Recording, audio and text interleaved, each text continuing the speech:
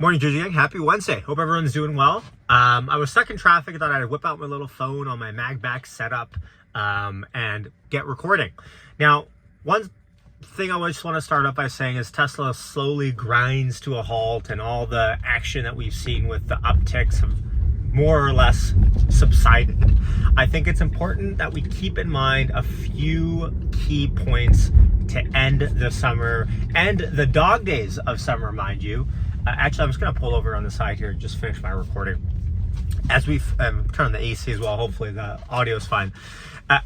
Oh, wow, that is epic. Okay, and as we finish the summer, I think there's a couple of things that we need to keep in mind here when it comes to Tesla-related content. First things first, I think it's important for us to highlight Wall Street is almost back. Okay, so dog days of summer, everyone's at the Hamptons. Couple weeks till Labor Day, Wall Street will be back, liquidity will be back in the stock market, the snooze fest will be over, and we will rise again. Now, I saw a video by Farzad the other day talking about the Cybertruck is coming out, Q3 launch, Highland, all these catalysts, but the Tesla stock price is not matching that sort of energy levels yet. And here's the thing, I think a lot of that stuff is cool, and the biggest one on my list is Cybertruck. But Cybertruck, really, I'm not baking that into my projections until December, right? As you guys know, my prediction for Cybertruck first deliveries to the public are actually next year. But if we're going to play this game of it's happening this year, then I probably still lean towards November, December.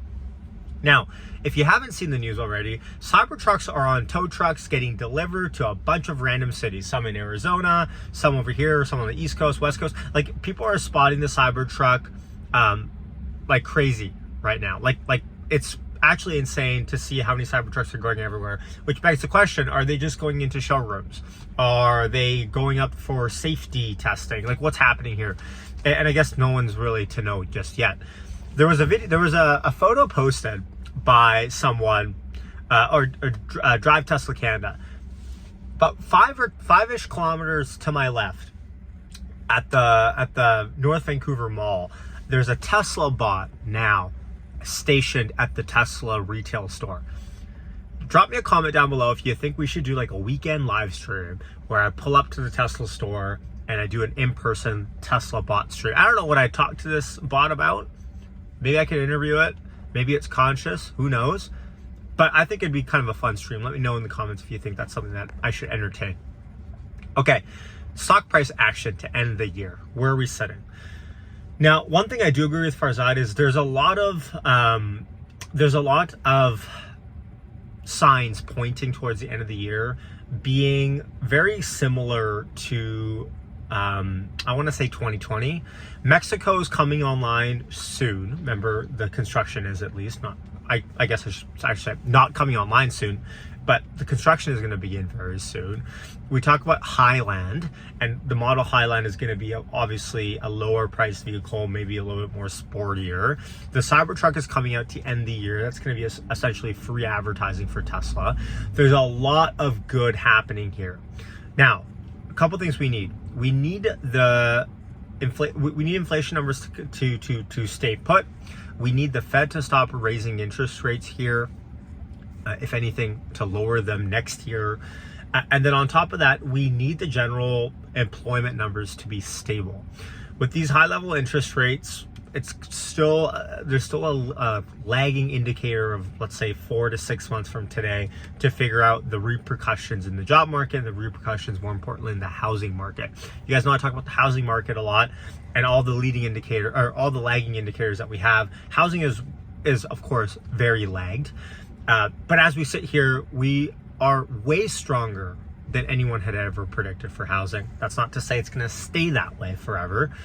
But of course, housing has been very, very resilient and strong. And the reason why housing matters for the stock market is because, for better or for worse, people pull out lines of credits to invest into the stock market. People pull out liquidity for general day-to-day living.